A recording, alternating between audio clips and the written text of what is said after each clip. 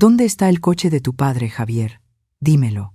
Mi hijo ni siquiera podía mirarme a los ojos. Se encogió de hombros, buscando el apoyo de su esposa, como siempre. Mamá, por favor. Jimena lo necesitaba. Teníamos un viaje a Tulum, era importante para su marca. Fue entonces cuando ella intervino. Su voz, dulce como veneno, cortó el aire perfumado a cempasúchil de mi sala. «Ay, Lupita», con todo respeto dijo, señalando con su uña perfectamente manicurada la foto de mi Roberto en la ofrenda. ¿No cree que ya es hora de dejar ir toda esta chatarra? El coche, los altares. Hizo una pausa, saboreando el dolor que sabía que estaba causando. Los muertos al pozo y los vivos al gozo, ¿no? Sentí cómo se me helaba la sangre. Cada palabra era una bofetada no solo para mí, sino para la memoria de mi esposo, para todos nuestros sacrificios. Ella sonrió y le dijo a mi hijo, a mi sangre: «Tu madre nos está deteniendo, mi amor. Para construir nuestro futuro, a veces hay que cortar las anclas del pasado». Esa explosión fue solo la última grietada en unos cimientos que llevaban meses rompiéndose. Pero la traición verdadera no comenzó con un grito, sino con un silencio, el silencio de un garaje vacío. Pero la traición verdadera no comenzó con un grito, sino con un silencio, el silencio de un garaje vacío. Esa mañana, el sol de octubre entraba tibio por la ventana de la cocina, como todas las mañanas. Me había servido mi café de olla, endulzado con piloncillo como a mi Roberto le gustaba, y miré hacia el patio. La puerta del garaje estaba abierta, de par en par. Roberto, que en paz descanse, jamás la dejaba así. 43 años de matrimonio, y podía contar con los dedos de una mano las veces que olvidó cerrar algo. Era su santuario, su cueva, el lugar donde le daba vida a el valiente. Dejé la taza sobre la mesa.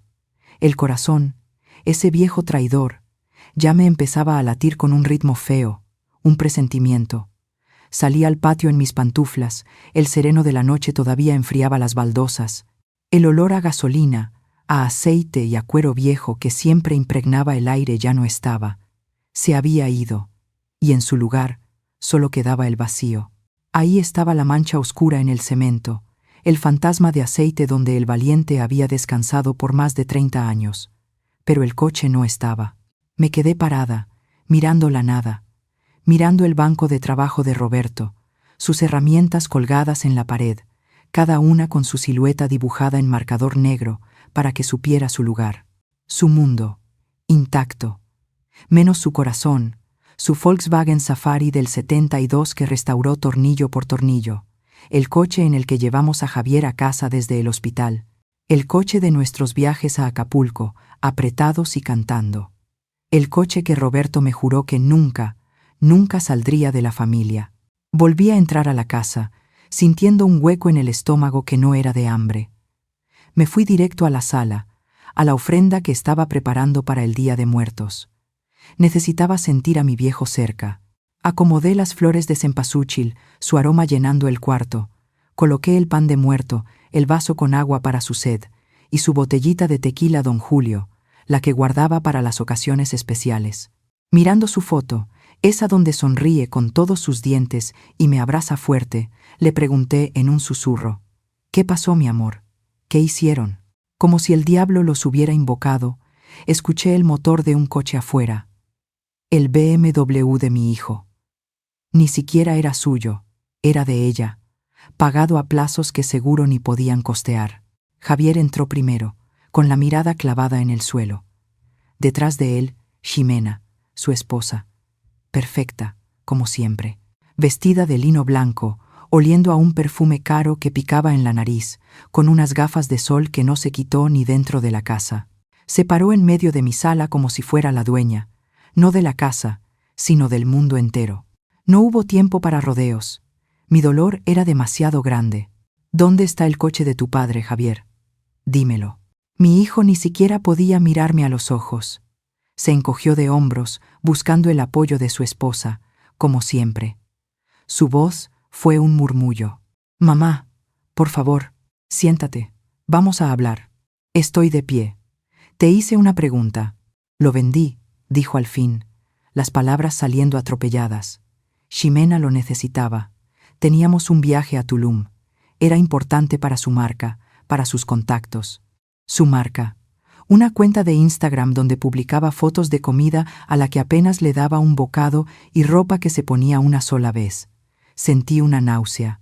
Tantos años de sacrificios, de vender esquites en la calle bajo la lluvia para que él fuera a la universidad, para que tuviera un título y un futuro. ¿Para esto? ¿Para que vendiera el alma de su padre por un viaje para la marca de esta mujer? Fue entonces cuando ella intervino. Su voz, dulce como veneno, cortó el aire perfumado a cempasúchil de mi sala.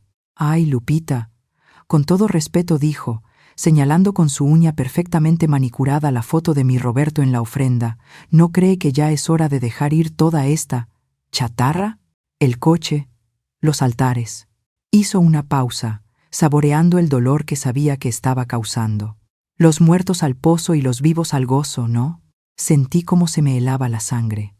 Cada palabra era una bofetada no solo para mí, sino para la memoria de mi esposo, para todos nuestros sacrificios.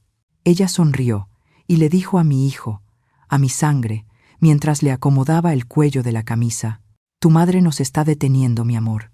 Vive atrapada en el pasado. Para construir nuestro futuro, a veces hay que cortar las anclas». Anclas. Llamó anclas a los recuerdos, al amor, al respeto. Miré a Javier, esperando, rogando que dijera algo, que la pusiera en su lugar, que defendiera el honor de su padre, pero él solo bajó la cabeza, derrotado.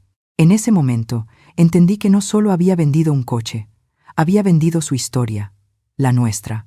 «No se trata del dinero», Ximena, le dije, y mi voz salió firme, una voz que no sabía que tenía, la voz de una leona defendiendo a sus cachorros, incluso a este que se había perdido. «Se trata de respeto, algo que ni el dinero puede comprar, ni tú entiendes». Ella soltó una risita. «El respeto no paga las cuentas, suegra, ni los viajes a la Riviera Maya. Vámonos, Javi, tenemos que hacer las maletas». Se dieron la vuelta y se fueron. Escuché la puerta cerrarse y el motor del BMW alejarse, llevándose los últimos restos de mi niño, del hombre que yo había criado. Me quedé sola, de pie, frente a la ofrenda. La llamita de la veladora parpadeaba, como si el alma de mi Roberto también estuviera temblando de rabia y de dolor. Miré su foto, sus ojos sonrientes, y sentí una vergüenza terrible. Le había fallado. Había permitido que una extraña entrara a nuestra familia y pisoteara todo lo que habíamos construido. Pero mientras las lágrimas empezaban a correr por mis mejillas, algo más nació dentro de mí. Una dureza, una rabia fría. Ximena había llamado anclas a nuestros recuerdos. Pues bien, iba a descubrir que esta ancla tenía cadenas y que eran mucho más fuertes de lo que ella jamás podría imaginar. Ximena había llamado anclas a nuestros recuerdos. Pues bien, iba a descubrir que esta ancla tenía cadenas y que eran mucho más fuertes de lo que ella jamás podría imaginar. Pero esa fuerza todavía no llegaba. Por ahora, solo sentía el peso de la casa vacía. Me senté a la mesa de la cocina, la misma donde Javier hizo sus tareas de primaria, la misma donde Roberto y yo contábamos los pesos al final del día. Mi café de olla se había quedado frío, amargo. Lo empujé. No podía pasar ni un trago. Me levanté y caminé por la casa como un fantasma. Mis manos rozaban el respaldo de la silla favorita de Roberto, gastada por los años. Toqué los dibujos de Javier que todavía estaban pegados con imanes en el refrigerador. Un sol con cara sonriente y una casita chueca que decía: «Mi familia, éramos nosotros». ¿En qué momento se rompió ese dibujo? En la pequeña repisa junto a la estufa estaba mi viejo libro de recetas, un cuaderno de espiral, con la portada de cartón ya suave y descolorida por el uso.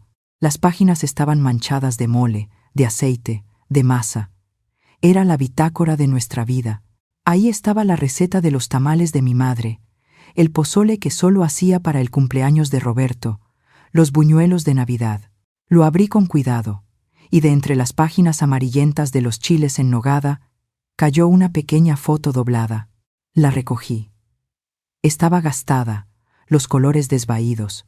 Éramos Roberto y yo, 20 años más jóvenes, parados detrás de nuestro puesto de esquites y elotes en la esquina de la calle. Javier, con unos 8 años, estaba sentado en un banquito de plástico, con la cara manchada de mayonesa y queso, sonriendo sin un diente. Y de repente, ya no estaba en mi cocina silenciosa. El recuerdo me golpeó con toda su fuerza. El olor del elote hirviendo con ramas de epazote, el vapor subiendo en el aire frío de la noche, el siseo de la lluvia fina cayendo sobre el anafre caliente. Podía sentir el frío húmedo calándome los huesos, mis manos entumecidas a pesar del calor del comal. Roberto estaba a mi lado, con su mandil manchado. Sus manos, grandes y callosas por su trabajo en la obra, se movían con una delicadeza que nadie creería, embarrando la mayonesa, espolvoreando el queso rallado y el chile piquín sobre un elote. Con todo, güerita, ¿o le da miedo?, le decía a una clienta, y su risa cansada retumbaba en la noche. Yo estaba despachando los esquites, sirviendo los granos calientes en los vasitos de unicel. Javierito ayudaba, pasándonos los limones uno por uno, muy serio en su trabajo. Una ráfaga de viento hizo que la lona de plástico que nos cubría se sacudiera con fuerza. Me abracé a mí misma para darme calor. Roberto me vio.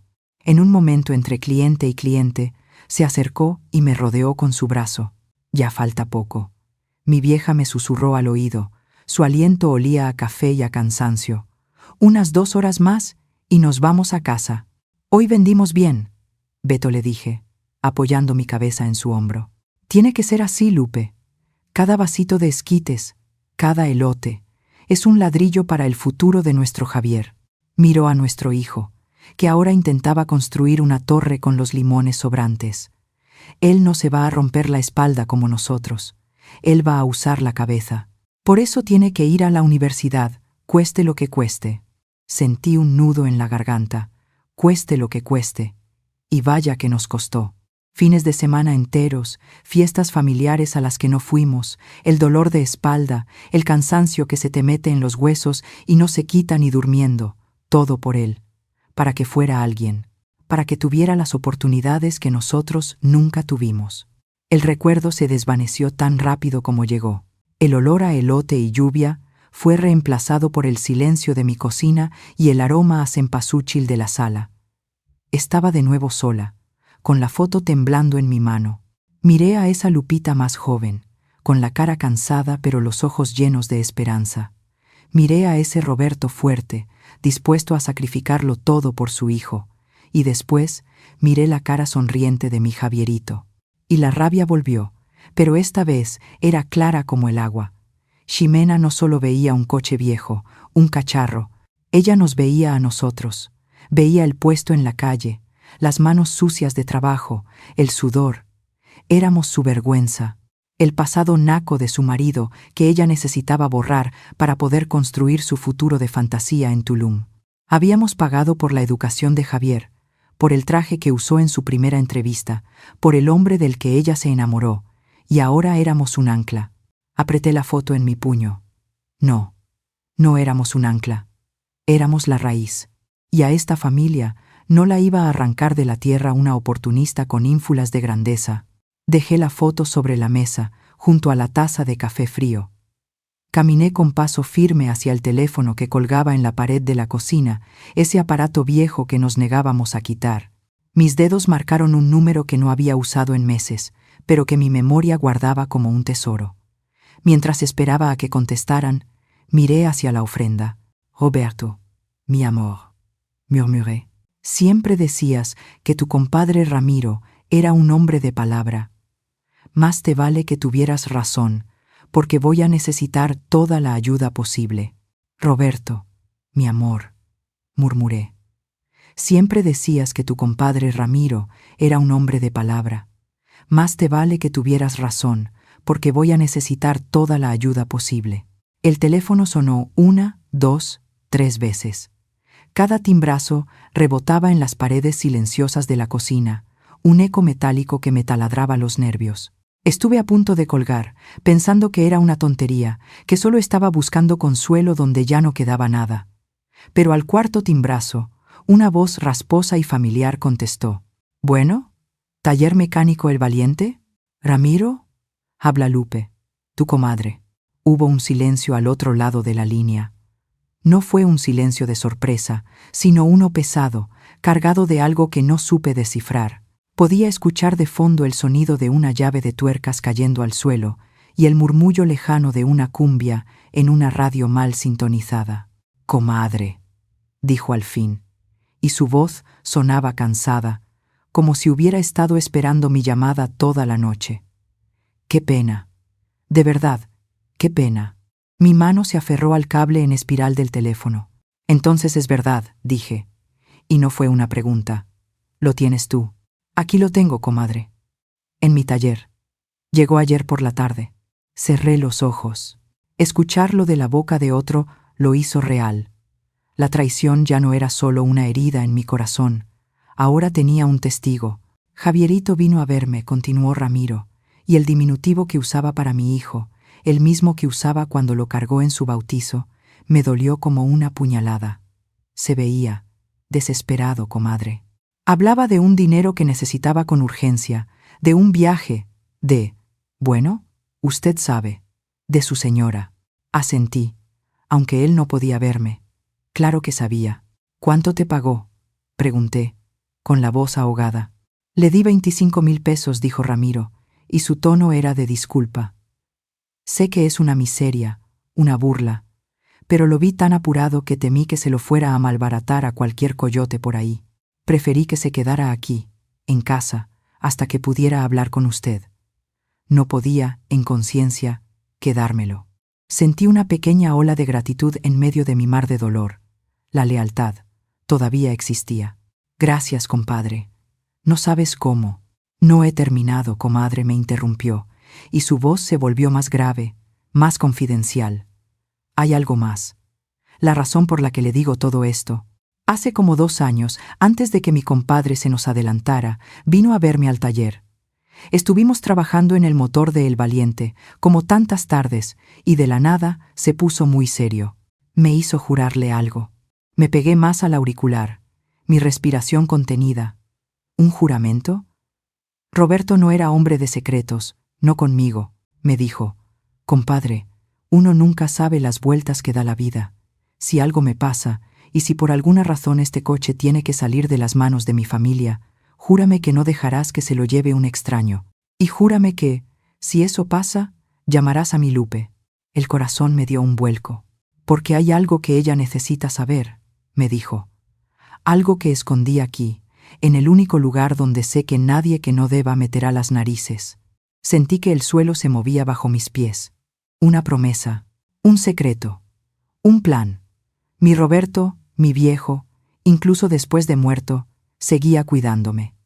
La imagen de Ximena, con su sonrisa burlona y su frase de cortar las anclas, vino a mi mente. Ella creía que estaba lidiando con una viejita indefensa.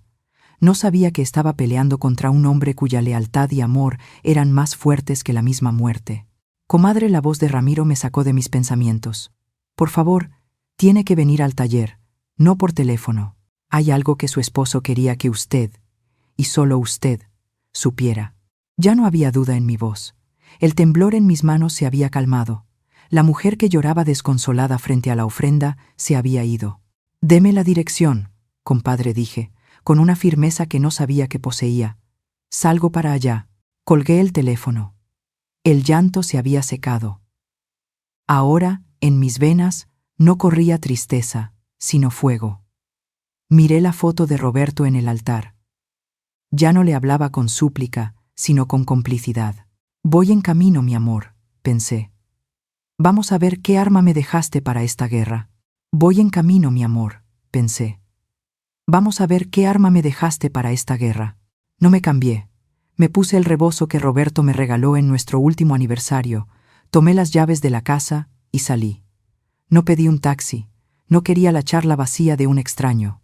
Caminé hasta la parada del microbús, sintiendo el sol de la mañana en la cara, un sol que parecía ajeno a la tormenta que se gestaba en mi pecho. El trayecto hasta la colonia Portales fue un borrón de la vida de la ciudad. El rechinido de los frenos, el grito del que vende los tamales oaxaqueños, las caras cansadas de la gente que iba al trabajo. Yo miraba por la ventanilla, pero no veía nada. Mi mente estaba en un taller mecánico, en una promesa hecha entre dos amigos, en un secreto guardado bajo un asiento de coche. Encontré el taller al final de una calle angosta.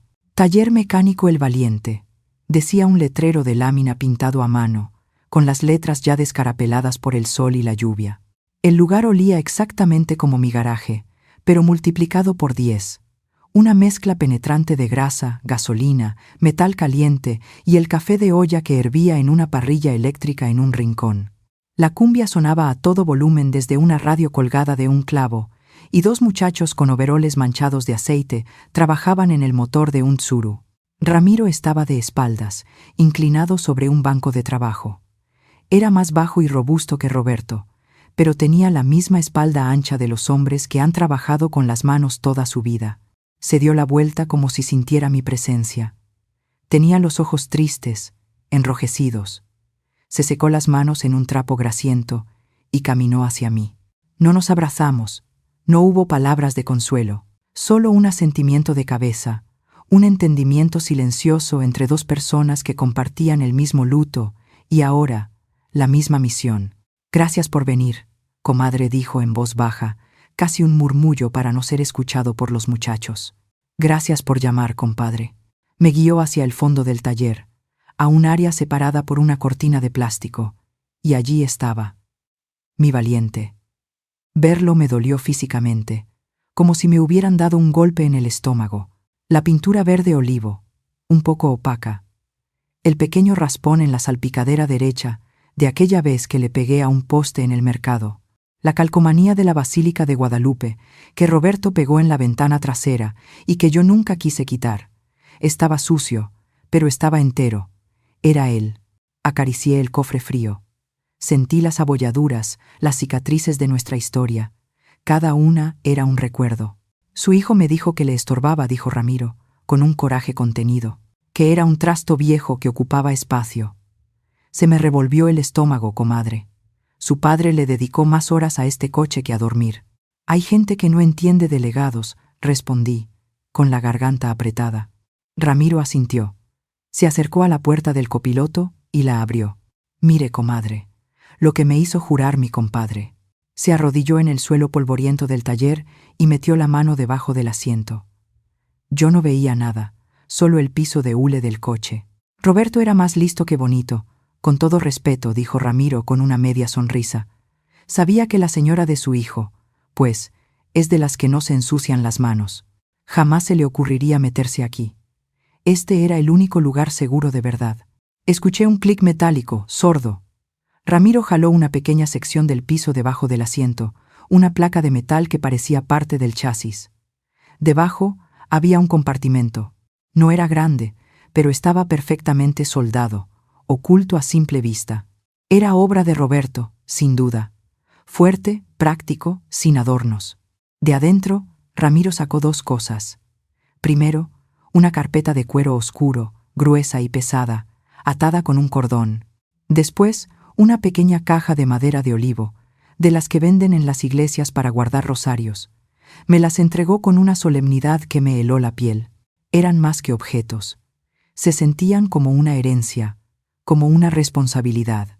Sostuve la carpeta y la caja en mis manos. Pesaban. Pesaban más que el cuero y la madera. Pesaban a secretos, a dolor, a un plan trazado en la soledad. Cuando me las dio a guardar, mi compadre tenía los ojos, raros. Preocupados, me confió Ramiro, poniéndose de pie y limpiándose el polvo de las rodillas. Me tomó del brazo y me dijo, y nunca se me van a olvidar sus palabras. Hizo una pausa, tragando saliva. Me dijo, si mi Lupe alguna vez necesita luchar, compadre, aquí están sus armas. Apreté la carpeta contra mi pecho. Armas. Roberto no me había dejado sola a llorar mi pena. Me había dejado un arsenal. Miré a Ramiro, y en sus ojos vi la lealtad inquebrantable de un verdadero amigo. Luego miré la carpeta en mis manos. Ya no sentía el dolor de la traición. Sentía el filo frío del acero. La batalla apenas comenzaba. La batalla apenas comenzaba. Le di las gracias a Ramiro con un apretón de mano que selló nuestro pacto sin necesidad de palabras. Salí de su taller abrazando la carpeta y la caja contra mi pecho como si fueran un bebé recién nacido. El viaje de regreso en el microbús fue diferente. Ahora, el ruido de la ciudad no me aturdía, me daba energía. Las caras de la gente ya no me parecían ajenas. En cada una veía una historia, una lucha, igual que la mía. Veía a la señora que vendía dulces en el semáforo, al estudiante cabeceando con sus libros en el regazo, al obrero con las botas cubiertas de cemento. Todos éramos luchadores, y yo, por fin, recordaba que también era una de ellos. Al llegar a casa, no me detuve en la ofrenda. Pasé de largo. Mi conversación con Roberto ya no sería de lamentos, sino de estrategia. Fui directo a la cocina, nuestro centro de operaciones. Puse la carpeta y la caja de madera sobre la mesa, justo en el lugar donde mi taza de café frío seguía abandonada. Era como si la Guadalupe de la mañana y la de ahora fueran dos mujeres distintas. Me senté. Respiré hondo el olor a mi propia casa, a canela, a guisado del día anterior. Era el olor de lo mío, de lo que esa mujer quería destruir. Desaté el cordón de la carpeta de cuero. El material estaba gastado, suave al tacto. La abrí.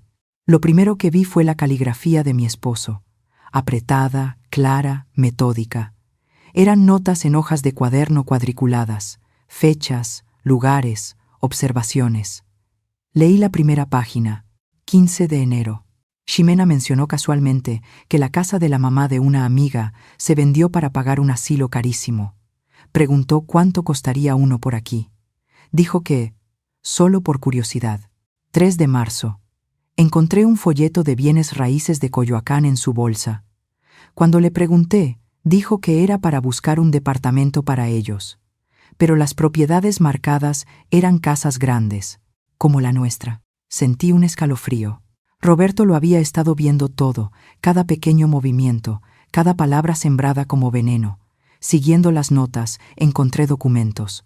Fotocopias. La primera era un acta de matrimonio de Querétaro. La novia era ella, inconfundible en la foto, pero el nombre era Sofía López. El novio era un señor de unos 60 años. Debajo, mi Roberto había engrapado un recorte de periódico de un diario local queretano. El encabezado decía: anciano denuncia fraude. Su hijo vendió la casa familiar influenciado por su nueva esposa, hoy desaparecida. Mi mano tembló. Había más. Otra acta de matrimonio, esta vez de Puebla. El nombre ahora era Linda Morales. El patrón era el mismo. Un hombre viudo, una madre anciana, una propiedad familiar y otro recorte de periódico, con una historia casi idéntica. Al final de la carpeta había una lista de nombres y números de teléfono. Los hijos de esas mujeres, las otras víctimas. Mi Roberto, mi viejo albañil que apenas terminó la secundaria, se había convertido en un detective. Lo imaginé por las noches, después de que yo me dormía, sentado aquí mismo, en esta mesa, juntando las piezas de este rompecabezas sucio, soportando este peso solo para no preocuparme, para no romperle el corazón a su hijo sin pruebas que ni un ciego pudiera negar. El amor y la rabia me ahogaban. Lloré, pero no de tristeza. Lloré de orgullo por el hombre con el que compartí mi vida. Cuando mis ojos se secaron, tomé la cajita de madera de olivo. Era pequeña y ligera. La abrí. Dentro, sobre un trozo de terciopelo rojo descolorido, no había un rosario. Había un fajo de papeles amarillentos, doblados con precisión, y encima de ellos una carta sellada. En el sobre, la letra de Roberto, un poco temblorosa, decía simplemente: «Para mi Lupe». Rompí el sello con cuidado. «Mi vieja querida», empezaba, «si estás leyendo esto, es que ya me fui con Diosito y que las cosas se pusieron tan feas como me temía. Perdóname por no haberte contado nada de esto en vida. Te conozco, mi Lupe. Eres una leona. Te habrías echado el problema a la espalda y habríamos peleado juntos. Pero esta era una pelea que yo tenía que empezar solo. No podía llegar con nuestro Javier y decirle: tu esposa es una criminal, sin tener hasta el último clavo para sellar su ataúd. Le habría roto el corazón, y ella, que es más lista que el diablo, lo habría convencido de que su padre era un viejo paranoico y celoso. Me tardé, pero junté todo lo que pude. Usa esos papeles. Llama a esa gente. No dejes que le haga a nuestro hijo lo que le hizo a otros. Defiende nuestro hogar. Y sobre lo demás. ¿Te acuerdas de ese terrenito que compré en Tepoztlán cuando apenas éramos novios? El que me costó una miseria y por el que tu papá me dijo que estaba loco, que era puro cerro. Pues guardé los papeles todos estos años. Hace poco me dio por investigar, y resulta que los locos de la ciudad ahora pagan millones por esos cerros. El terreno vale una fortuna, mi amor.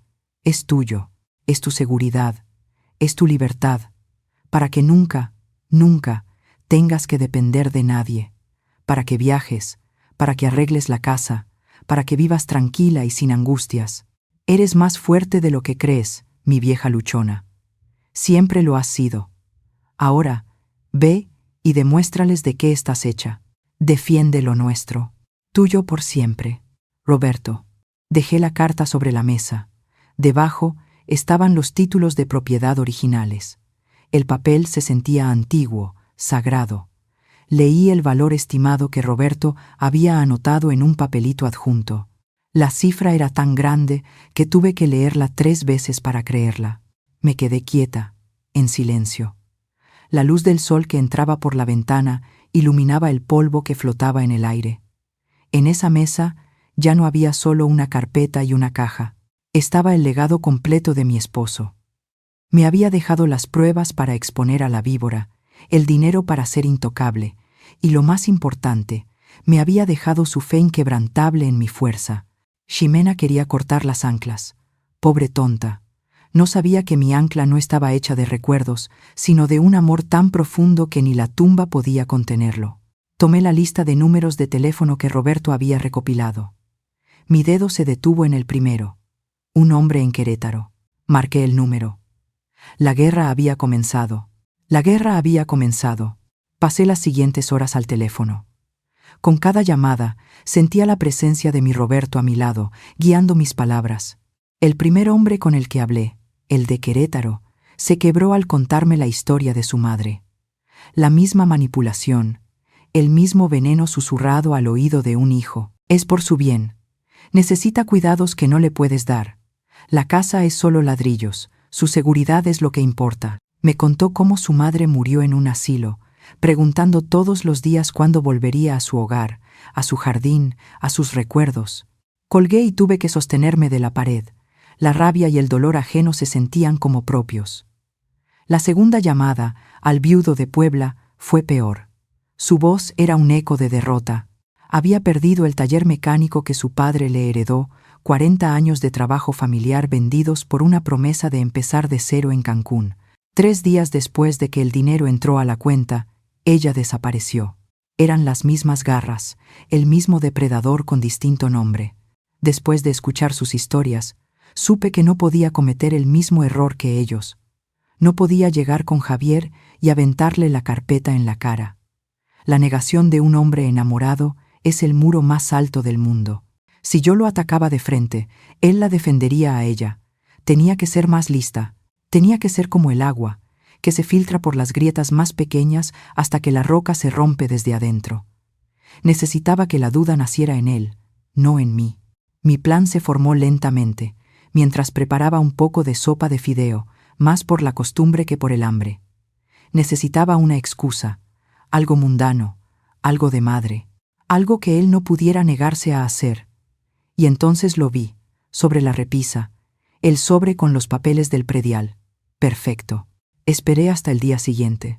Dejé que la rabia se asentara y se convirtiera en una calma fría. A media mañana, marqué su número.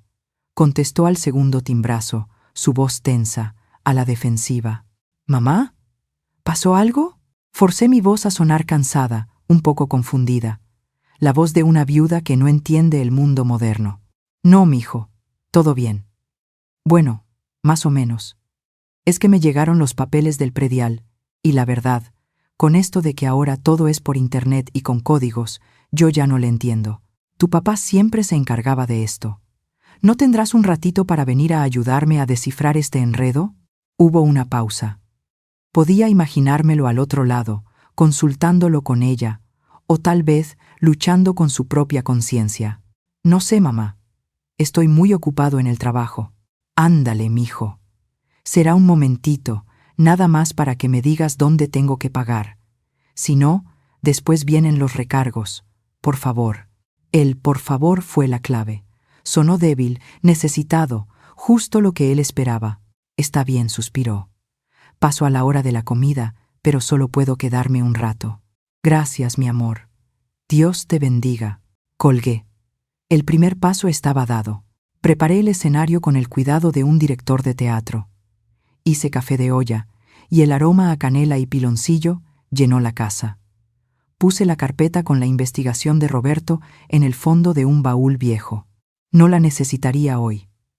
Lo que sí saqué fue una de las fotocopias. El acta de matrimonio de Querétaro, la de Sofía López. La doblé y la desdoblé varias veces para que pareciera vieja. Luego, puse sobre la mesa de la cocina el sobre del predial, los recibos de la luz y el teléfono, y mi viejo libro de recetas, el que siempre estaba por ahí. Coloqué el acta de matrimonio de Sofía debajo del recibo de la luz, dejando que solo una esquina de la foto de Ximena y el nombre falso se asomaran. Parecía un desorden natural, el típico caos de papeles de una casa. Cuando Javier llegó, traía la tensión escrita en la cara. Me dio un beso en la mejilla, rápido, sin mirarme. «Hola, ma. A ver, ¿dónde están los papeles?» «Siéntate, mi yo. Te sirvo un café». «No, gracias, de verdad. Tengo prisa». «Bueno», dije, sentándome y señalando el montón de papeles. «Es este, el del predial. Mira, no entiendo esta clave catastral ni dónde está el monto total». Se sentó a mi lado, su colonia cara luchando contra el aroma a café de mi cocina. Se inclinó sobre los papeles, su dedo recorriendo las líneas de números. Estaba funcionando. Su guardia estaba baja, concentrado en la tarea, en ser el hijo bueno que resuelve los problemas de su madre. «A ver. Es aquí, mamá. Este es el total», dijo, rodeando una cifra con su pluma. «Y puedes pagarlo en cualquier kiosco de la tesorería o en el banco». «Ah, qué bueno. Gracias, mijo. Siempre te preocupas por». Me detuve a media frase. Dejé mi mirada fija en la esquina del papel que se asomaba. Él siguió mi mirada. Frunció el ceño. «¿Qué es eso?», preguntó, y con la punta de la pluma movió el recibo de la luz, revelando el acta de matrimonio. Él la tomó, la desdobló, la miró fijamente. Vi la confusión total en su rostro. Era la cara de Ximena, sin duda, pero el nombre era Sofía López, y la fecha era de hacía 4 años, cuando se suponía que ella trabajaba en otra ciudad. ¿Qué es esto, mamá? ¿De dónde sacaste esta foto de Ximena? ¿Y quién es este señor?» Levanté la vista del papel del predial y lo miré con la mayor inocencia que pude fingir. «Ah, eso», dije, encogiéndome de hombros. «¿Quién sabe qué será?» Estaba limpiando el closet de tu papá, sacando sus cosas viejas, y estaba en una caja con papeles suyos. Pensé que era basura. Tomé el papel de sus manos con indiferencia y lo puse a un lado de la mesa, como si fuera un estorbo. «Bueno, entonces, ¿dijo que en el banco puedo pagar? ¿Necesito llevar el recibo original?» Pero Javier ya no me escuchaba. Su mirada estaba perdida, fija en el acta de matrimonio que yo había apartado. No dijo nada más. Se levantó bruscamente. Me tengo que ir», tartamudeó. «Se me hace tarde». «Pero, ¿y tu café?» «Otro día, mamá». «Gracias por...». «Bueno. Adiós». Salió de la cocina casi corriendo. Lo vi por la ventana mientras caminaba hacia su coche. No caminaba como el hombre seguro que había entrado. Caminaba como alguien que acaba de ver un fantasma. Se subió al BMW, pero no arrancó de inmediato. Se quedó ahí, con las manos en el volante, mirando al frente, a la nada. Yo me quedé en la cocina, escuchando el tic-tac del reloj de la pared. Sabía exactamente lo que pasaría después. Imaginé la conversación de esa noche. Él llegando a casa, tratando de sonar casual. «Oye, mi amor, ¿tú conoces Querétaro?» Ella, astuta, sintiendo el cambio en su voz.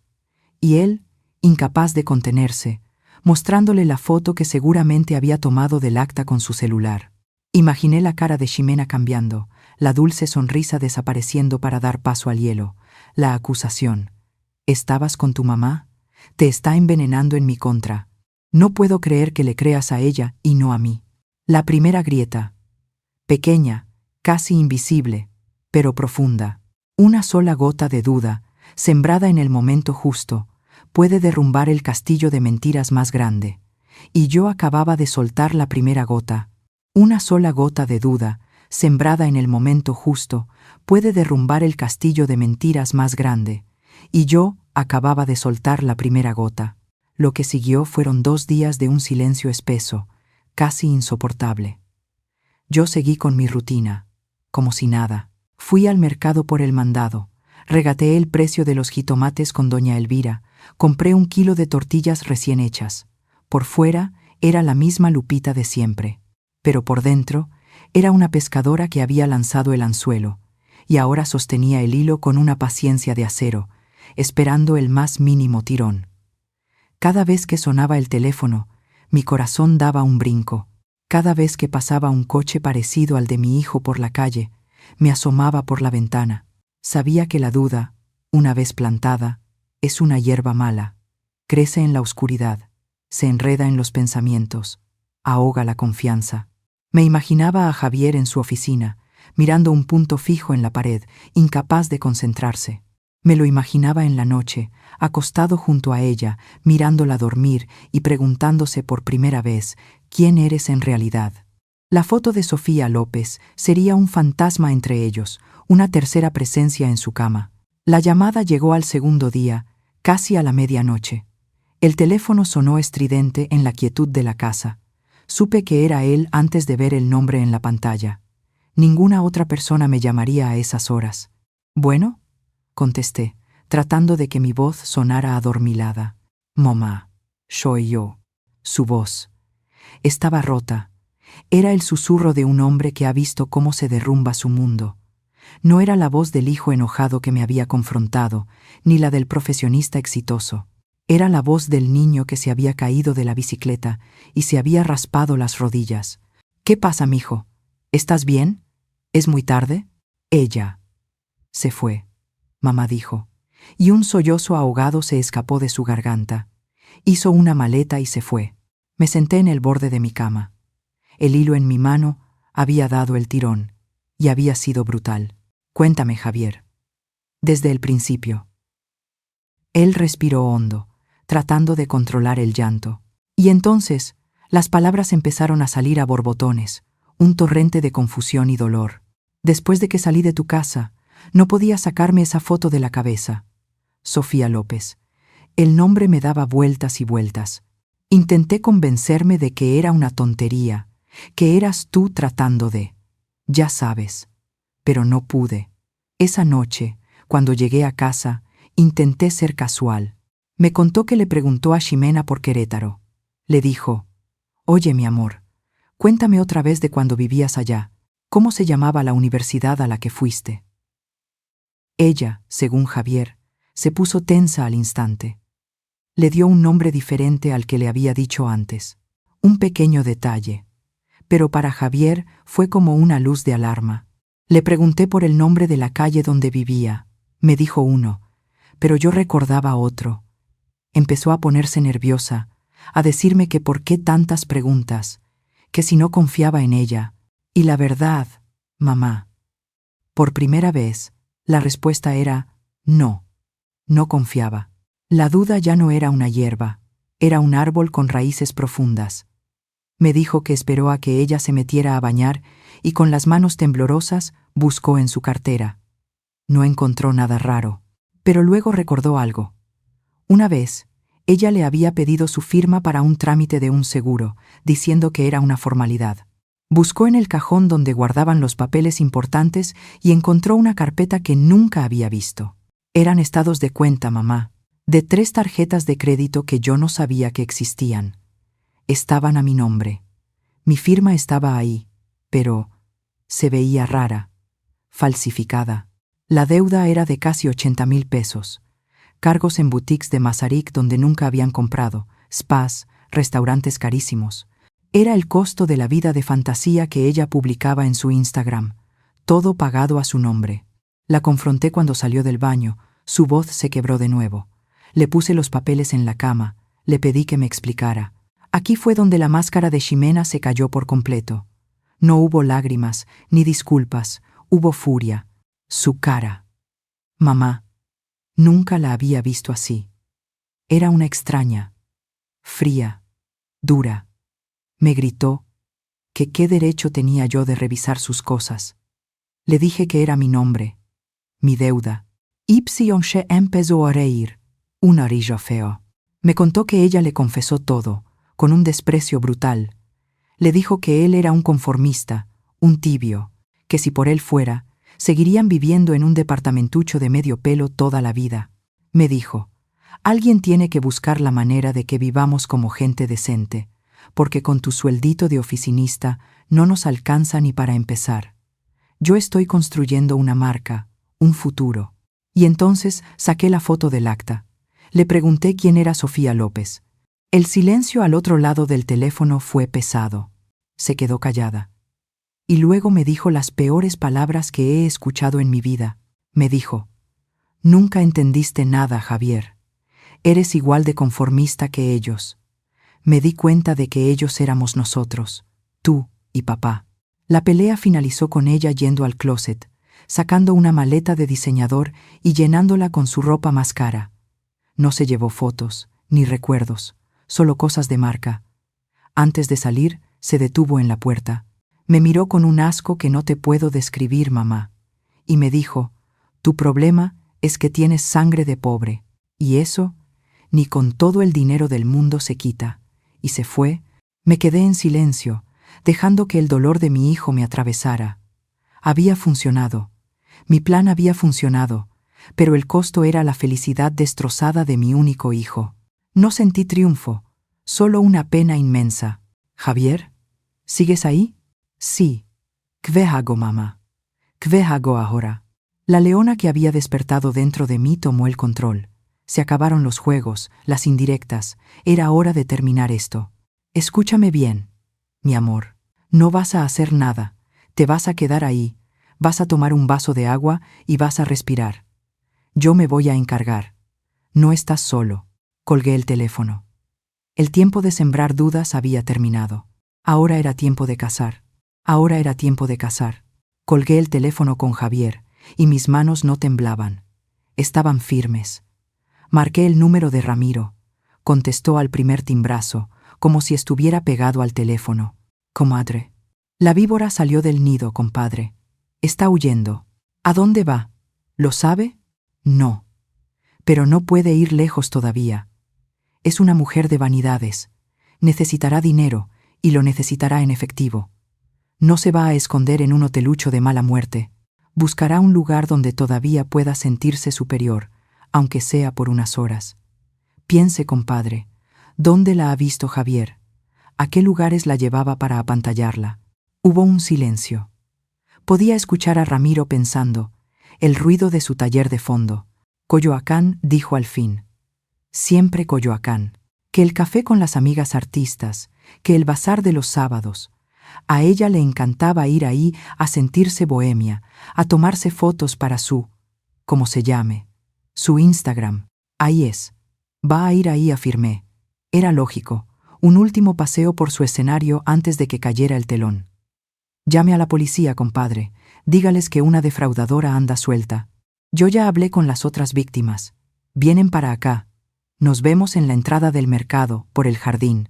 Y por lo que más quiera, dígale a su gente, a sus conocidos, que abran los ojos. Una mujer así, con maletas, no pasa desapercibida. No esperamos mucho. El honor herido viaja rápido. Una hora después, yo estaba parada bajo los arcos del jardín Hidalgo. A mi derecha, Ramiro, con los brazos cruzados y una mirada dura que podría partir piedras. A mi izquierda, dos hombres que nunca había visto en persona, pero cuyas voces rotas conocía de memoria. El señor Aguilar, de Querétaro, un hombre mayor de hombros caídos, y el señor Benítez, de Puebla, más joven, con una rabia que le vibraba en las manos. Nos presentamos con un apretón de manos y un asentimiento. Éramos un ejército silencioso, unido por la misma traición.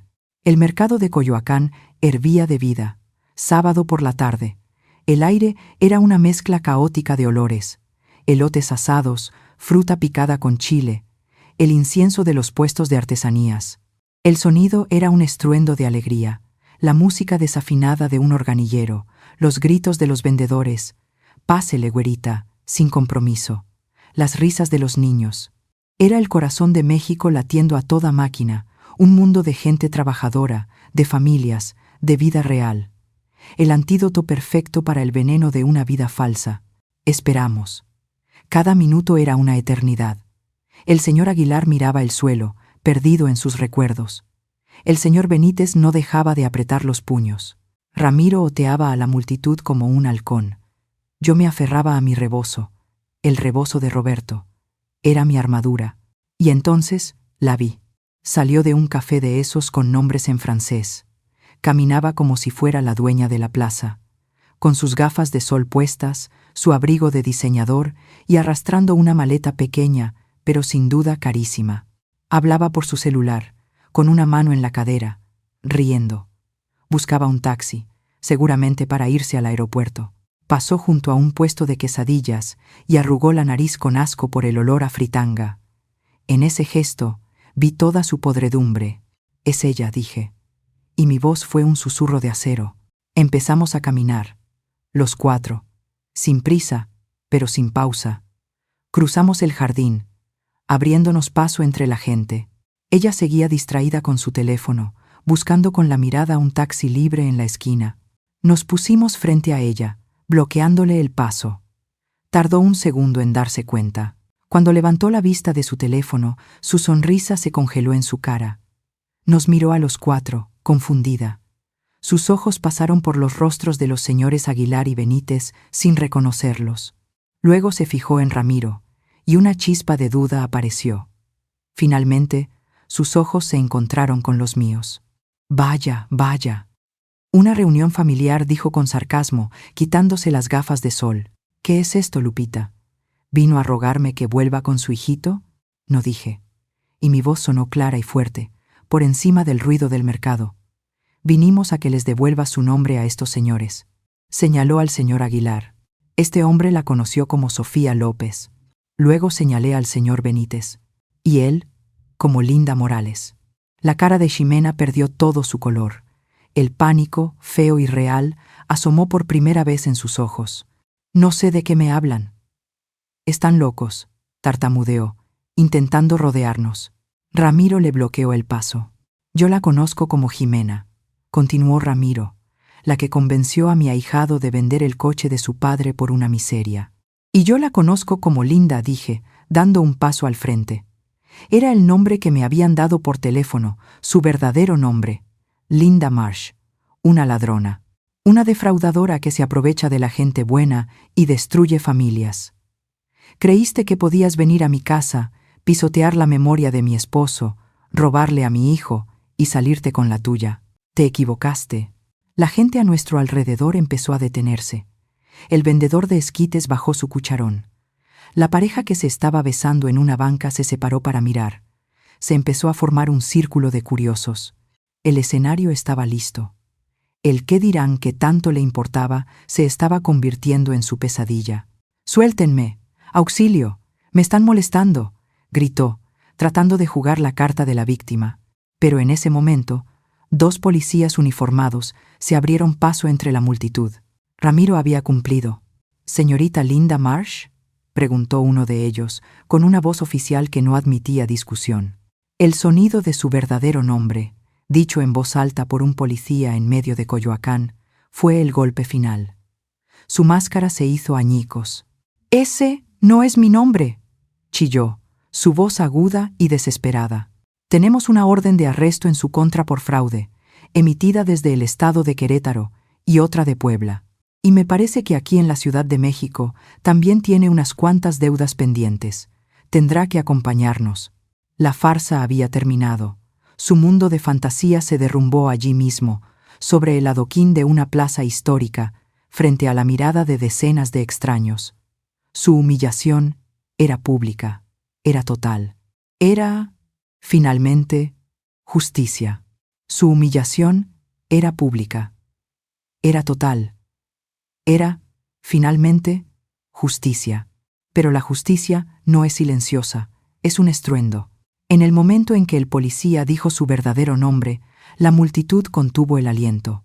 Fue un segundo de silencio colectivo, un vacío perfecto en medio del caos del mercado, y luego, el murmullo. Como una ola, el chisme empezó a correr de puesto en puesto, de persona a persona.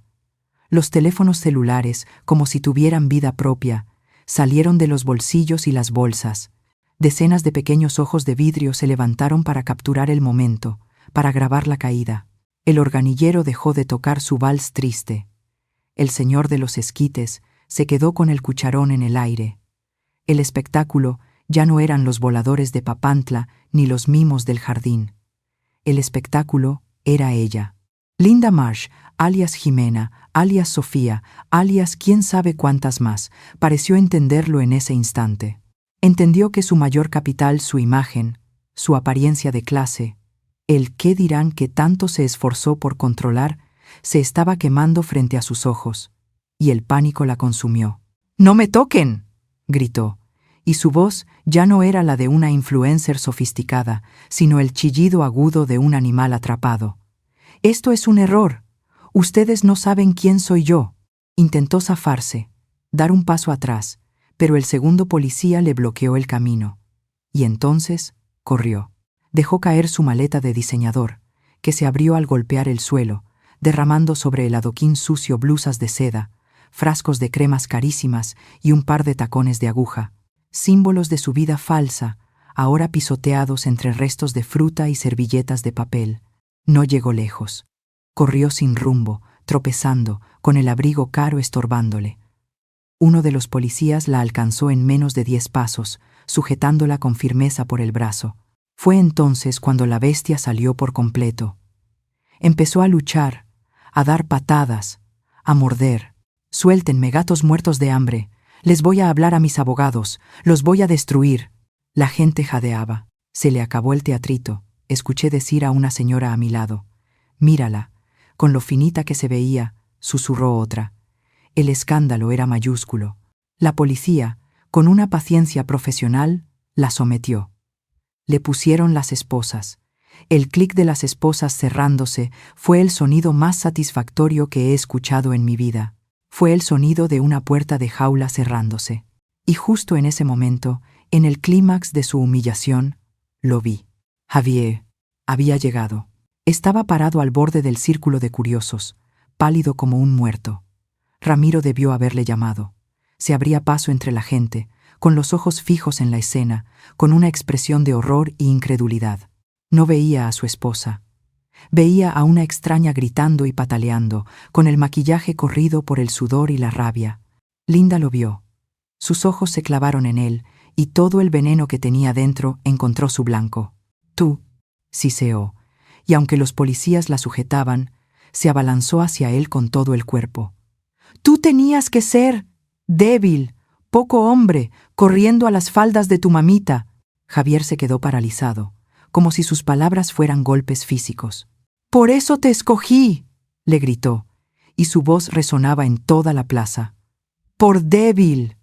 Porque tenías hambre de ser alguien que nunca serás, porque era tan fácil manipularte». La sangre de pobre te delata, Javier. Siempre te delatará. Yo vi a mi hijo flaquear. Vi cómo su alma se rompía en 1000 pedazos con cada palabra. Instintivamente, di un paso y me puse frente a él. No para protegerlo de ella, sino para que él no tuviera que seguir viendo el rostro del monstruo que había amado. Me aferré a mi rebozo, al legado de su padre. Linda entonces giró su furia hacia mí. «¿Y tú, vieja metiche?», escupió, la cara deformada por el odio. «¿Te sientes muy orgullosa? Arruinaste todo. Era mi oportunidad. Ese dinero era mío. Debiste morirte con tu marido y dejar de estorbar en el mundo». No respondí. No le di esa satisfacción. Me quedé ahí, de pie, sosteniendo a mi hijo por el brazo, siendo el ancla que ella tanto despreciaba. Un ancla de verdad, que no lo hundía, sino que lo mantenía firme en medio de la peor tormenta de su vida.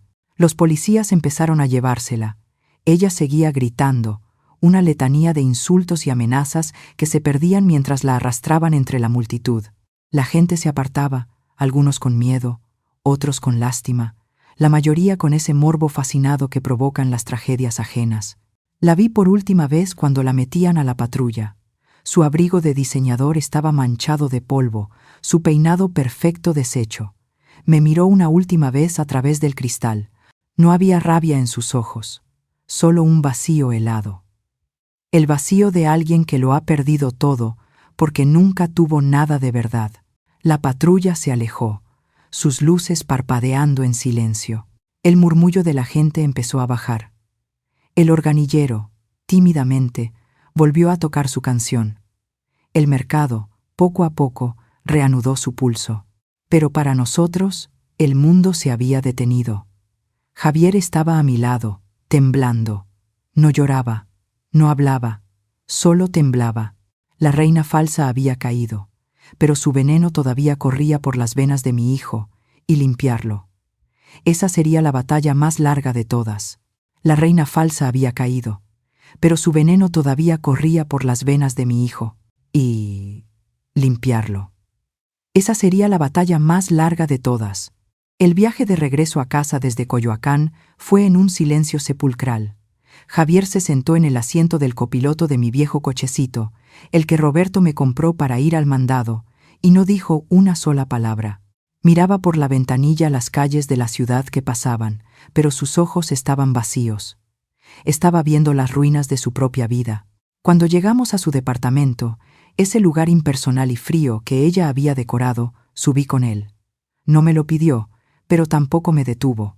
El lugar olía a su perfume caro, un fantasma floral y dulce que ahora resultaba nauseabundo. La maleta que había tirado en el mercado seguía abierta en medio de la sala, un recordatorio patético de su huida fallida. Él la miró sin verla y se fue directo a su cuarto. Yo me quedé en la cocina, preparándole un té de tila, porque eso es lo que hacemos las madres. Intentamos curar las heridas del alma con agua caliente y hierbas. Se lo llevé a su habitación. Estaba sentado en el borde de la cama, con la mirada perdida. Dejó la taza en el buró, sin tocarla. Me senté a su lado, en silencio. Pasamos así quizás 1 hora, 2. El tiempo no importaba. Solo importaba estar ahí, ser un ancla, como ella había dicho con desprecio. Un ancla para que no se fuera a la deriva en su propio mar de vergüenza. Esa noche no volví a mi casa, dormí en el sillón. A la mañana siguiente, cuando desperté, él ya estaba vestido. Tenía 2 maletas grandes junto a la puerta. ¿Te vas de viaje?, le pregunté, aunque ya sabía la respuesta. Él negó con la cabeza. No puedo estar aquí, mamá dijo, y su voz era un hilo. Cada rincón huele a ella, a sus mentiras. ¿Puedo quedarme contigo? Solo unos días, hasta que vea qué hago. Mi corazón se hizo un nudo. Esta siempre será tu casa, Javier. No tienes que pedir permiso. Los días que siguieron fueron pesados. Javier se instaló en su antiguo cuarto, el de su adolescencia, con los pósters de fútbol todavía en la pared y sus trofeos empolvados en una repisa. Pero él no era un adolescente.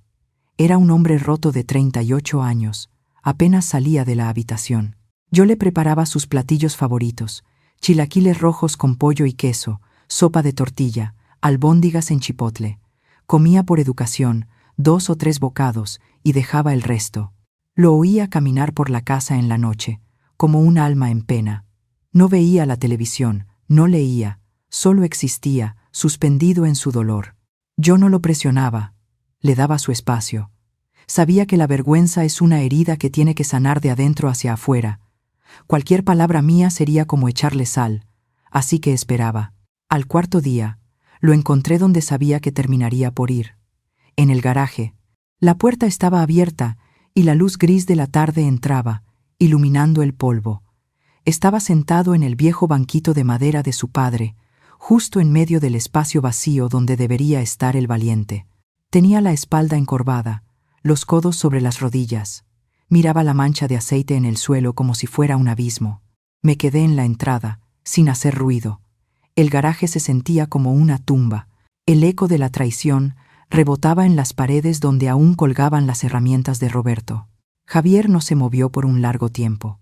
Luego, lentamente, levantó la vista hacia el banco de trabajo. Ahí, cubierto por una fina capa de polvo, estaba el cuaderno de trabajo de Roberto. Ese cuaderno de contabilidad donde mi esposo anotaba todo lo relacionado con el coche. Cada pieza que compraba, cada hora que le invertía. Se levantó, caminó hacia el banco y tomó el cuaderno con una reverencia casi religiosa. Sopló el polvo de la portada y lo abrió. Se quedó de pie, pasando las páginas. Yo podía ver sus hombros empezar a temblar. Se detuvo en una página y se quedó mirándola fijamente, y entonces se rompió. El primer sollozo fue un sonido ahogado, brutal. Se dobló sobre el banco de trabajo como si le hubieran dado un golpe, y el cuaderno cayó de sus manos. Se cubrió la cara y lloró. No lloró como un hombre, con dignidad contenida. Lloró como un niño perdido, con gemidos profundos que le sacudían todo el cuerpo, un llanto de pura y absoluta desolación. Fue entonces cuando entré. Me acerqué a él lentamente y puse mi mano sobre su espalda temblorosa. Él se sobresaltó, pero no me apartó. Recogí el cuaderno del suelo. Estaba abierto en una página de hacía más de 20 años. La caligrafía de Roberto era firme y clara. Hoy le enseñé a Javierito a cambiar el aceite. Tiene 12 años. Ya está bueno para aprender. Sus manos todavía son chiquitas, pero es cuidadoso. Escuchó cada palabra que le dije. Estoy tan orgulloso de él. Pasé a otra página, unos años después. Javier vino a ayudarme con el motor. Trabajamos toda la tarde, apenas hablamos. No hacía falta. Estos son los días que voy a recordar siempre. Yo vendí su coche. Mamá, logró decir Javier entre sollozos, con la cara todavía escondida entre sus manos. El coche en el que invirtió su vida. Lo vendí por 25,000 pesos. Por un viaje. Por ella. Levantó la cara, y lo que vi en sus ojos me partió el alma. No era solo dolor. Era un autodesprecio tan profundo que me asustó. Papá trató de decírmelo. Lo sé ahora. Me hacía preguntas sobre ella, sobre el dinero, y yo pensé que se estaba metiendo, que era un controlador. La última vez que hablamos, discutimos. Le grité. Le dije que me dejara vivir mi vida, y una semana después se murió. Ni siquiera pude pedirle perdón. Se derrumbó de nuevo, apoyando la frente en el banco de trabajo, junto a las herramientas de su padre. Me acerqué y lo abracé por los hombros, atrayéndolo hacia mí. Él se aferró a mi cintura, escondiendo su cara en mi regazo, como cuando era un niño y tenía pesadillas. Dejé que llorara, que sacara todo el veneno, toda la culpa. Acaricié su cabello. Cuando sus sollozos empezaron a calmarse, le hablé en voz baja, la misma voz que usaba para cantarle canciones de cuna. Tu padre no te culpaba, mi amor. Él negó con la cabeza, sin levantar la vista. Claro que sí. Lo decepcioné. No dije con firmeza. Tu padre era un hombre inteligente. Él sabía lo que era ella. Por eso lo investigó todo en secreto, para protegerte. Sabía que el amor a veces nos ciega, nos vuelve tontos, nos hace defender lo indefendible. Él lo sabía. Lo tomé suavemente por la barbilla y lo obligué a mirarme. Sus ojos estaban hinchados, rojos. Pero la familia, mijo, la familia es la que te ayuda a ver de nuevo. Para eso estamos. Para cuando te caes, para cuando te equivocas, para cuando el mundo se te viene encima. Para eso es la familia. Le sequé las lágrimas con mi pulgar. Bienvenido a casa. Bienvenido a casa. Esas palabras no fueron una cura mágica. El dolor no se fue de la noche a la mañana, pero fueron un bálsamo. Fueron el permiso que Javier necesitaba para empezar a perdonarse a sí mismo. Los días que siguieron, la casa seguía en silencio, pero ya no era un silencio de tumba, sino uno de convalecencia. Poco a poco, mi hijo empezó a salir de su caparazón. Una mañana lo encontré en la cocina antes que yo, preparando el café de olla. No dijo nada, solo me sirvió una taza. Otro día, lo vi regando las macetas del patio, las mismas que su padre cuidaba con tanto esmero. Pequeños gestos, pequeños pasos para volver a habitar su propia vida. Pasaron un par de semanas. Las noticias sobre Linda Marsh llegaban a cuentagotas. Tenía un historial largo, y con las denuncias de Querétaro, Puebla y la nuestra, los abogados decían que pasaría un buen tiempo en la cárcel. Logramos anular la mayor parte de la deuda de las tarjetas, demostrando el fraude y la falsificación de firma. El castillo de naipes, que ella había construido, se deshizo en un montón de polvo legal. Pero la herida emocional, esa seguía abierta. Un sábado por la mañana, mientras desayunábamos chilaquiles en la cocina, escuchamos un sonido que creí que nunca volvería a oír en mi calle. Un motor ronco, irregular, pero potente. Un rugido familiar que me hizo vibrar el corazón. Nos miramos. Javier dejó el tenedor en el plato. Nos levantamos y fuimos a la ventana. Ahí estaba, el valiente. Venía despacio por la calle, con Ramiro al volante, y se detuvo justo frente a nuestra casa. La pintura verde olivo brillaba bajo el sol. Se veía más limpio, más vivo. Salimos al patio, sin poder creerlo. Ramiro se bajó del coche con una sonrisa ancha, de esas que le llegaban hasta las orejas. Se quitó el sombrero polvoriento. Creo que esto se perdió, y encontró el camino a casa, dijo, con su vozarrón de siempre. Javier se quedó paralizado, mirando el coche como si fuera una aparición. No podía hablar. Yo me acerqué a mi compadre. Ramiro, no sé cómo pagarte. Te debo lo que le diste a Javier. Y él levantó una mano, deteniéndome. No me debe nada, comadre, ni un centavo. El dinero se va, el honor y la amistad se quedan. Mi compadre Roberto me sacó de un apuro hace 30 años, cuando nadie más lo hizo. Me ayudó a montar este taller. Lo que yo hice no es nada, es solo pagar una deuda de hombres. Sacó las llaves del bolsillo y me las puso en la mano. Este coche es de ustedes, es el legado de mi compadre. Cuídenlo. Javier por fin reaccionó.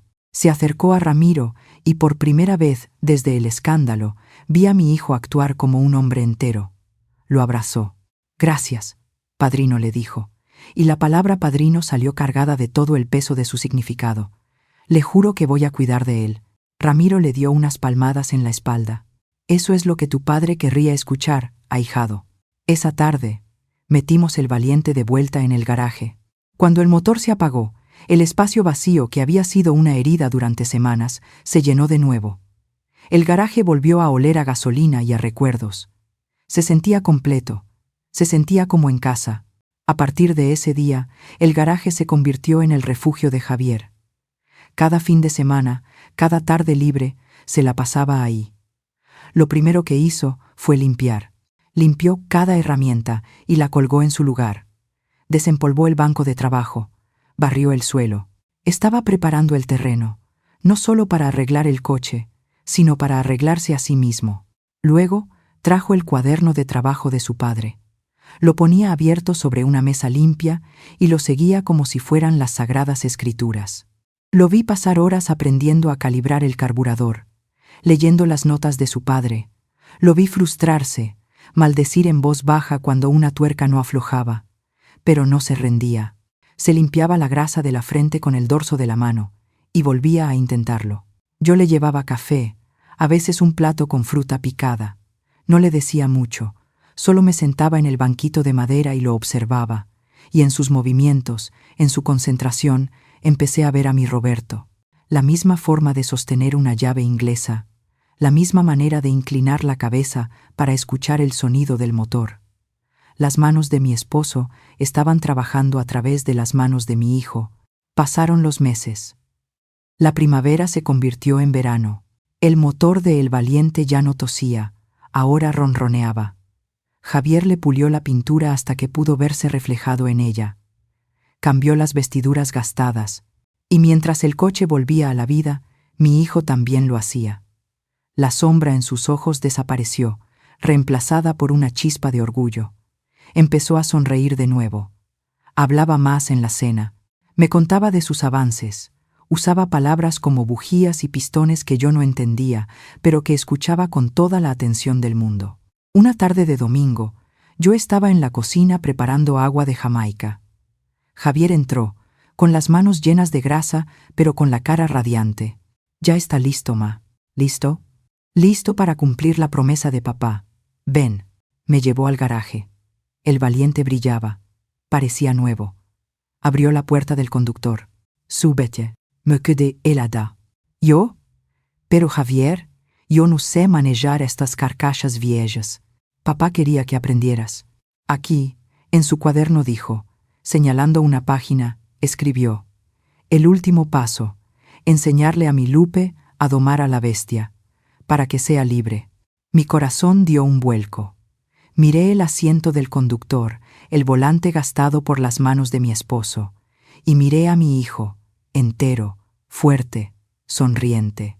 Me subí. Él se sentó a mi lado, en el asiento del copiloto, tranquilo y paciente. Me explicó el clutch, las velocidades. Encendí el motor, y el garaje se llenó con el sonido más hermoso del mundo, el sonido de un legado restaurado, de una promesa cumplida. Y el garaje se llenó con el sonido más hermoso del mundo, el sonido de un legado restaurado, de una promesa cumplida. Al principio, mis manos se aferraban al volante con tanta fuerza que mis nudillos se pusieron blancos. El motor vibraba bajo mis pies, una bestia dormida que yo tenía que aprender a despertar con cuidado. La primera vez que intenté soltar el clutch, el coche dio un brinco violento y se apagó. Un silencio repentino llenó el garaje. Me sentí tonta, una vieja tratando de hacer cosas de jóvenes. «Tranquila», mamá dijo Javier a mi lado, y su voz no tenía ni una pizca de impaciencia. «A todos nos pasa. Papá decía que este coche no se maneja con el pie, se maneja con el oído. Escúchalo». Volví a encenderlo. Cerré los ojos por un segundo y me concentré en el ronroneo del motor. Recordé a Roberto, su paciencia infinita. Javier me guió con calma, suave con el clutch, como si lo estuvieras acariciando. «Dale un poquito de gas, solo un besito». Esta vez lo hice. El Valiente se movió hacia adelante, despacio, sin brincos. Salimos del garaje y nos detuvimos en el patio. Una sonrisa tonta se dibujó en mi cara. «Louis susurré». «Claro que sí, jefa», respondió Javier, y en la palabra jefa escuché un respeto nuevo, profundo. «Ahora, vamos a darle una vuelta a la manzana». Ese primer paseo fue mágico. Con las ventanillas abajo, el aire de la tarde nos pegaba en la cara. El olor a gasolina y a aceite quemado era el perfume de la victoria. Pasamos por la tiendita de la esquina, donde doña Carmen salió a la puerta y nos saludó con la mano, con los ojos abiertos como platos al verme al volante. Pasamos por el parque donde Javier aprendió a andar en bicicleta. Cada esquina era un recuerdo, pero ya no dolía. Ahora se sentía como si estuviéramos llevando a Roberto a pasear con nosotros, mostrándole que su mundo, su familia, estaba a salvo. En los meses que siguieron, esos paseos se convirtieron en nuestro ritual. A veces íbamos a comprar el pan, otras simplemente a dar la vuelta sin rumbo. Y en esos viajes, mi hijo y yo volvimos a encontrarnos. Hablábamos de todo y de nada. Me contó de sus planes de volver a la universidad para estudiar una maestría. Yo le conté historias de su padre que nunca le había contado. Sanamos juntos, kilómetro a kilómetro, en el santuario rodante que Roberto nos había construido. Una tarde, mientras veíamos el atardecer desde el cerro, con la Ciudad de México extendiéndose a nuestros pies, me di cuenta de la verdadera lección. Miré las llaves de El Valiente en mi mano, con el llavero de cuero gastado que Roberto usó por años. Algunos creen que la herencia es lo que se deja en un testamento. Un coche, una casa, un terreno en Tepoztlán que ahora vale una fortuna. Pero yo aprendí que eso es solo el envoltorio. El verdadero legado es invisible. Es la fuerza que nos dejan en el corazón para luchar por el honor, para perdonar los errores más dolorosos y para nunca, nunca olvidar de dónde venimos. Ximena, o Linda, o como se llame, creía que nuestro pasado era un ancla que nos hundía. Estaba equivocada. Nuestro pasado, nuestro puesto de esquites bajo la lluvia, las manos callosas de mi Roberto, cada tornillo de ese coche, no son un ancla, son nuestras raíces. Y ninguna tormenta puede arrancar de la tierra a un árbol con raíces profundas. Mi hijo lo entendió. No solo restauró un coche, restauró su apellido, su honor, pieza por pieza, con sus propias manos manchadas de grasa. Volvió a ser el hombre del que su padre siempre estuvo orgulloso. Y yo aprendí a manejar.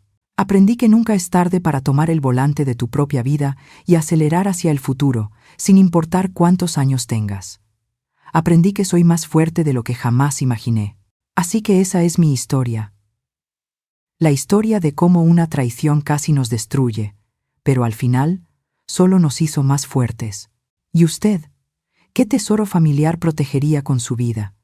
Déjeme su historia en los comentarios y no olvide suscribirse al canal Corazón de Madre para más historias que nos recuerdan que la familia lo es todo.